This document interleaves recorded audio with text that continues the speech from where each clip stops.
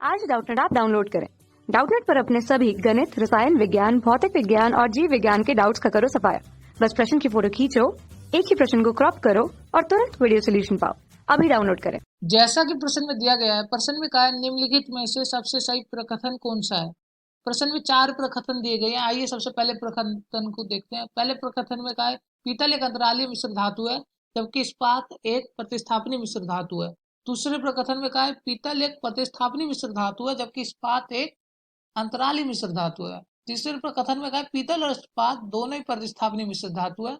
और चौथे प्रकथन में कहा है पीतल और इस्पात दोनों ही अंतरालीय मिश्र धातु है।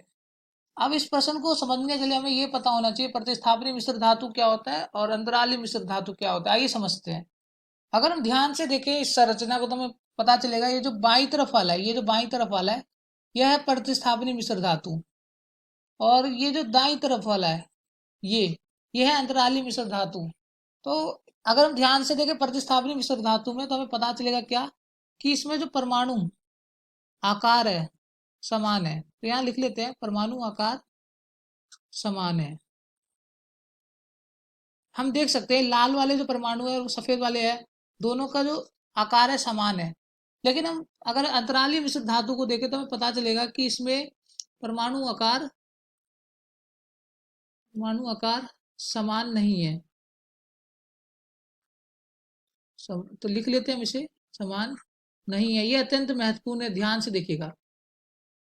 आइए देखते हैं अंतरालीय मिश्र धातु में। अगर हम देखें इसको, सफेद कलर वाले को और नीले कलर वाले को, दोनों के आकार में बहुत फर्क है। तो इससे हमें पता चलता है कि अंतरालीय मिश्र धातु में परमाणु आकार समान नहीं होते।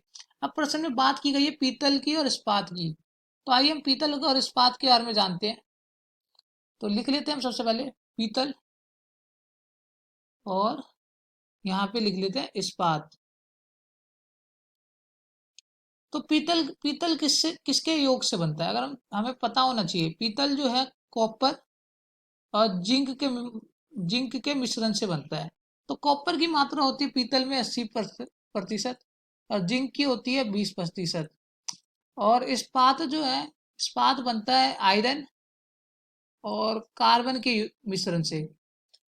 तो अगर हमें ये बहुत अत्यंत महत्वपूर्ण पता होना चाहिए, कॉपर जो है ना, उसका जो परमाणु द्रव्यमान होता है वह होता है 63.5 ग्राम पर मोल, और जिंक का परमाणु द्रव्यमान होता है 65.3 ग्राम पर मोल, और आयरन का जो परमाणु द्रव्यमान होता है वो होता है 55.8 ग्राम पर मोल, और जो कार्बन का होता है 12 ग्राम पर मोल।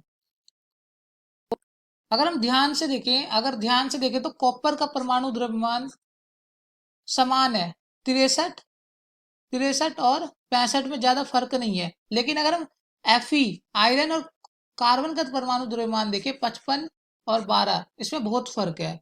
तो जिनके परमाणु द्रव्यमान समान होते हैं वे क्या होते हैं, अभी हमने ऊपर देखा था, आइए देखते हैं दोबारा। वह होते हैं प्रतिस्थापनीय मिश्र धातु, और जिनके परमाणु द्रव्यमान समान नहीं होते वह होते हैं अंतरालीय मिश्र धातु। तो इससे हमें क्या ज्ञात होता है कि हमारा जो पीतल है वह क्या है, वह है प्रतिस्थापनीय मिश्र धातु, और हमारा जो इस्पात है वह क्या है, अंतराली मिश्र धातु। तो आइए प्रश्न की तरफ चलते हैं। अगर हम ध्यान से देखें अपने प्रश्न को, तो हमें पता चलेगा कि हमारा दूसरा विकल्प सही है। पीतल एक प्रतिस्थापनीय मिश्र धातु है, और जबकि इस्पात एक अंतरालीय मिश्र धातु है। और यहाँ होता है हमारा प्रश्न हल। कक्षा 6 से 12वीं से लेकर नीट, IIT, JEE वो एडवांस के लेवल तक 1 करोड़ से ज्यादा छात्रों का भरोसा। आज ही डाउनलोड करें डाउटनेट ऐप या व्हाट्सएप करें अपने सारे डाउट्स 8400 400 400 पर।